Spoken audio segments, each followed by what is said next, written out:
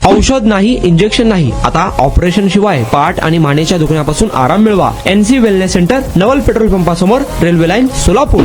आरग तालुका मिरज येथील रेल्वे स्थानकातील माल धक्क्यांवरील कामगार ठेक्याच्या वादाने गुरुवारी रक्तरंजित वळण घेतले. सांगलीतील अभयनगर ST कॉलनी परिसरात वेदांत मारुती बंडगर वय वर्ष 13 या निष्पाप बालकाची गोळ्या झाडून निर्गुण हत्या करण्यात आली.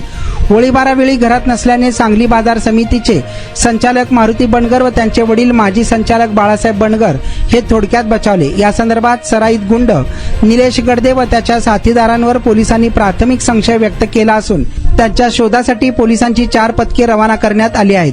गडदे याने बुधवारी रात्री जत तालुक्यातील बाज येथेही गोळीबार करून 10 लाखांची खंडणी मागितल्याचे तपासात समोर आले आहे.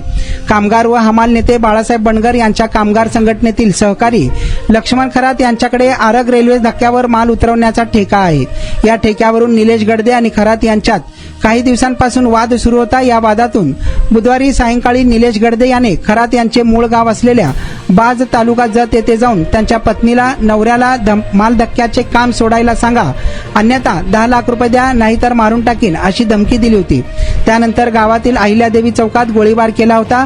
त्यानंतर गुरुवारी दुपारी गडदे यांनी खरात यांच्यात पुन्हा वाद झाला. यावेळी गडदे यांच्या वाहनावर दगडफेक करण्याचा प्रयत्न देखील झाला होता. दुपारच्या वादानंतर संतप्त झालेल्या निलेश गडदे साथीदारांसह सायंकाळी 6:30च्या सुमारास मोटारीतून सांगलीतील बंडगर यांच्या निवासस्थानी आला. त्यावेळी घरात बाळासाहेब बंडगर यांचे भाऊ आणि नातू वेदांत दोघेच होते.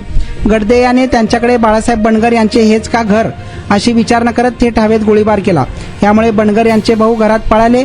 मात्र याच वेळी घराबाहेर मोबाईलवर खेळत उभ्या असलेल्या वेदांतच्या डोळ्याजवळ गडदेने थेट गोळी झाडली. गोळीबार केल्यानंतर संशयित वाहनातून पसार झाले असल्याची माहिती समोर आली आहे. वर्षापासूनच मला नेक पेनचा त्रास होता. ट्रीटमेंट जी मला मिळाली ती बेस्ट ट्रीटमेंट होती, कारण ही नॉन सर्जिकल ट्रीटमेंट होती. त्या स्टाफ कडून, डॉक्टर कडून मला खूप चांगल्या ट्रीटमेंट मिळाल्या. माझं नाव उमेश साळुंके. ते जावई आहेत आणि सांगितलं बाबा त्यांना कुठे सांगितलं मित्राने अन्सी म्हणून सायंटिफिक पद्धतीने होते असं सांगितलं. मला 4 दिवसातच थोडा फरक जाणवला.